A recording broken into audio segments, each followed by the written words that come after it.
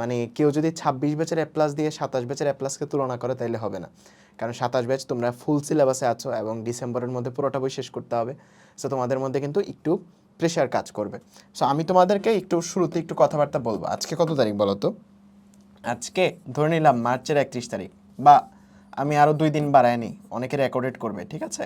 So ধরে নেই তুমি এপ্রিলের 1 তারিখ আছো, ধরে নেই এপ্রিলের 1 তারিখ আছো তুমি, এপ্রিলের 1 তারিখে আছে। আমি একটা লাইট অফ করে দিই, তাহলে স্ক্রিনটা আর একটু ক্লিয়ার ভাসবে, ঠিক আছে? এখন আর একটু ডার্ক মনে হচ্ছে, তাই না? আমার চেহারা মোটামুটি, আমি ফর্সা মানুষ, দেখা গেলেই হয়েছে, আমার দেখা যায়, তাই না? এখন বেটার না? স্ক্রিনটা এখন বেটার না? ঠিক আছে। সো ধরে নেই তোমরা এপ্রিলের 1 তারিখ আছো, ধরে নেই এপ্রিলের 1 তারিখ আছো, তোমাদের পরীক্ষাটা হবে ডিসেম্বরে বলছে, ডিসেম্বরে তো কোনো ডেট বলে নাই, যদিও বা এখানে সন্দেহ আছে যে ওরা কি আসলে ডিসেম্বরে নিতে পারবে কিনা। আমার পার্সোনালি যেটা মনে হয়, যে ডিসেম্বরে নেওয়াটা সম্ভব না।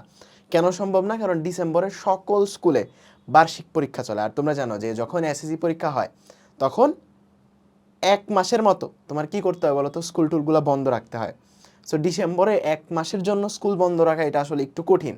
সো আমার মনে হয় যে এটা হয়তো ফিজিবল হবে না, কিন্তু এইবারে যে পাগলামো করতেছে নিতেও পারে কোনো একটা ভাবে, বার্ষিক পরীক্ষাগুলা নভেম্বর অক্টোবরে এনে তারপর ডিসেম্বরে এসএসসি নিয়েও নিতে পারে, ঠিক আছে? সো আমরা ধরে নিলাম, আমরা সবসময় ওয়ার্স্ট কেস ধরে চিন্তা ভাবনা করবো, বুঝছো? সো ধরে নিলাম ডিসেম্বরের 1 তারিখ তোমার পরীক্ষা, তাইলে কতদিন বাকি আছে আমাকে বলো তো? April, May, June, July, August, September, October, November, December, এখনো 9 মাস বাকি আছে। কয় মাস? 9 মাস বাকি আছে। ডিসেম্বরটা বাদ দিলে 8 মাস বাকি আছে। এখন 8 মাসের সবটা ধরেই কি তুমি বই শেষ করবা? উত্তর হচ্ছে না। 8 মাসের সবটা ধরেই তোমার বই শেষ করা যাবে না, সবটা ধরে বই শেষ করা যাবে না। আমি বলবো যে তুমি বই শেষ করো হচ্ছে জুলাইয়ের 31 তারিখ। ডেটটা কি দিলাম? জুলাইয়ের 31 তারিখ, জুলাই 31। এর আগে যেন তোমার সকল বইয়ের সকল চ্যাপ্টার শেষ করা থাকে। জুলাইয়ের 31 তারিখের আগে যেন সকল বইয়ের সকল চ্যাপ্টার শেষ করা থাকে। তাহলে কত মাস পাচ্ছ? এপ্রিল পাচ্ছ, মে পাচ্ছ, জুন পাচ্ছ, জুলাই পাচ্ছ। 4টা মাস তুমি এই জায়গাতে পাচ্ছ। 4টা মাস পাচ্ছ, জুলাইয়ের পর তুমি প্রিপারেশন নিবা রিভিশন দেওয়ার। সো এই 4টা মাসে তুমি টার্গেট করবা তোমার বইটা শেষ করার। এখন আজকেই তুমি যেই কাজটা করবা বাসায়, মানে এই ক্লাসটা শেষেই, আজকে তো 10টা পর্যন্ত ক্লাস, মানে 8টার ক্লাসটাই শেষ ক্লাস, এই ক্লাসটা শেষে বাসায় এরকম একটা রুটিন বানাবো, এটা তোমার টেবিলের পাশে লাগানো থাকবে, ঠিক আছে? এই যে এই রুটিনটা তোমার টেবিলের পাশে লাগানো থাকবে, মানে আজকে থেকে আগামী 31 জুলাই পর্যন্ত, ঠিক আছে? সো টেবিলের পাশে এটা আজকেই লাগানো থাকবে, আজকেই সবাই বানায়, দরকার হয় গ্রুপে পোস্ট দিও।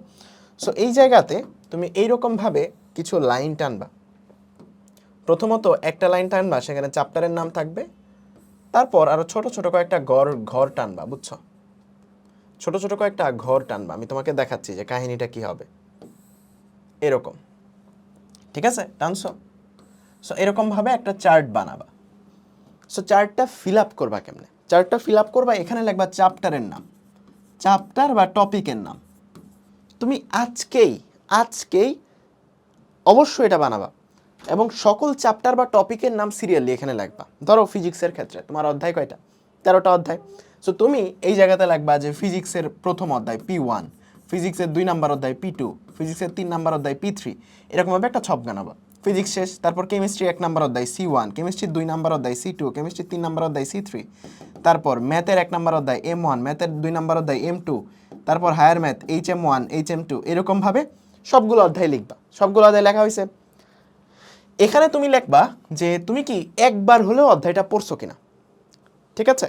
তাইলে এটা হচ্ছে প্রথমবার পড়াটা হয়েছে কিনা, ফার্স্টবার পড়াটা হয়েছে কিনা। এখানে অনেকগুলো অধ্যায় হইতে পারে যেগুলো তোমার প্রথমবার পড়া হয়ে গেছে, তাই না? যেমন ধরো আমরা কিছুদিন আগে আলোর প্রতিসরণ পড়ছি আমাদের ব্যাচোদম মতে। সো যে অধ্যায়টা তুমি একবার পড়ে ফেলছো, ক্লাস 9-এ হোক 10-এ হোক, একবার পড়ে ফেলছো, সেটার পাশে একটা টিক চিহ্ন দিবা, সেটার পাশে একটা টিক চিহ্ন দিয়ে রাখবা। এরপর তুমি ক্যালকুলেট করবা যে তোমার কতগুলা চ্যাপ্টার, এর মধ্যে কতগুলা অ্যাটলিস্ট একবার পড়ছো আর কতগুলা পড়তে হবে। তখন তোমার মাথার মধ্যে কি বলতো, তোমার মাথার মধ্যে একটা থিঙ্কিং চলে আসবে যে না, আমার এই অধ্যায়গুলো শেষ করতে হবে জুলাই 31-এর আগে, ঠিক আছে? এখন যেগুলা নতুন পড়বা তুমি তো বুঝতেছো, যে মনে করো কেমিস্ট্রি চ্যাপ্টার 3 তুমি নতুন পড়বা, এই হায়ার ম্যাথের চ্যাপ্টার এইটা তুমি নতুন পড়বা, নতুনগুলা তো তুমি দেখতেই পাচ্ছ কোনগুলা তোমার পড়তে হবে। সো টেনশনটা আর মাথার মধ্যে আর নাই। আর সপ্তাহে একটা দিন রাখবা যেই দিন যে অধ্যায়গুলো আগে পড়ে ফেলছো সেগুলো রিভিশন দিবা, বুঝছো? সো এখানে লিখে রাখবা রিভিশন 1, যে কোন কোন চ্যাপ্টারটা রিভিশন দেওয়া হয়েছে। সো মনে করো যে তুমি আগামী শুক্রবারে এই কেমিস্ট্রির 1 নম্বর অধ্যায়টা রিভিশন দিয়ে ফেলছো, সো এই জায়গাতে তুমি একটা ঠিক চিহ্ন দিয়ে দিবা। তাহলে তোমার পুরাটা একটা ট্র্যাক থাকতেছে যে তোমার অধ্যায় কোনগুলা শেষ হওয়া বাকি, যেগুলো শেষ হয়েছে সেগুলো রিভিশন কয়টা দেওয়া হয়েছে। এরপর আরও কিছু তোমার সেগমেন্ট রাখতে পারো, লাইক টেস্ট পেপার সলভ হয়েছে কিনা, টেস্ট পেপার সলভ হয়েছে কিনা, দ্বিতীয়বার রিভিশন দিছো কিনা, 3 নাম্বার বার রিভিশন দিছো কিনা। সো এসএসসির আগে তোমার টার্গেটটা হচ্ছে এই যে পুরা চার্টটা না, সবগুলোর মধ্যে একটা করে ঠিক চিহ্ন দেওয়ানো, অ্যান্ড এটা পড়া শেষ করে ঠিক চিহ্ন দেওয়ানো। অ্যান্ড প্রতিদিন তুমি আসলে একটা জিনিস ক্যালকুলেট করবা, সেটা হচ্ছে যে তোমার কত % সিলেবাস শেষ হয়েছে। সো মনে করো এই জায়গাতে চ্যাপ্টার হচ্ছে টোটাল ধরলাম 60টার মধ্যে তুমি অলরেডি শেষ করে ফেলছো মনে করো 20টা, তাইলে তোমার সিলেবাস শেষ হয়েছে হলো 20/60 × 100%, এত % সিলেবাস শেষ হয়েছে। তাহলে তোমার প্রতিদিনের ট্র্যাক প্রতিদিন থাকবে।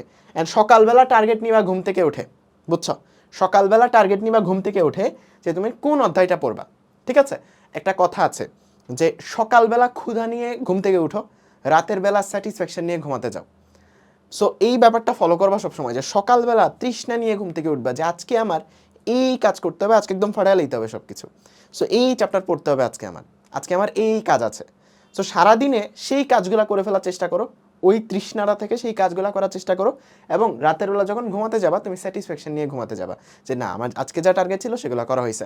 সো এইরকমভাবে তুমি যদি আগাও, তোমার এসএসসি পরীক্ষাটা খুব সুন্দর করে কিছুদিন পর দেখবা যে তোমার প্রিপারেশনটা একদম সুন্দর করে গুছানো হয়ে গেছে, মাথার মধ্যে আর প্যানিক আসবে না, তুমি ডিপ্রেশনে পড়বে না। বুঝতে পারছো সবাই ক্লিয়ার? ঠিক আছে, এভরিওয়ান ক্লিয়ার? সো তুমি যদি একদম স্ট্যাটিস্টিক্স মেনে আগাও, তোমার মাথায় আর ওই ডিপ্রেশনটা আসবে না যে আমার সিলেবাস শেষ হয় নাই, আমার অধ্যায় বাকি, ডিসেম্বরে পরীক্ষা হলে কী হবে। তোমার কোনো টেনশনই করতে হবে না, সবার যেই হাল তোমারও সেই হাল।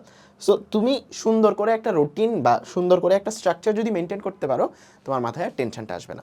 ওকে, সো আমরা আজকের অধ্যায়টা চলো শুরু করি।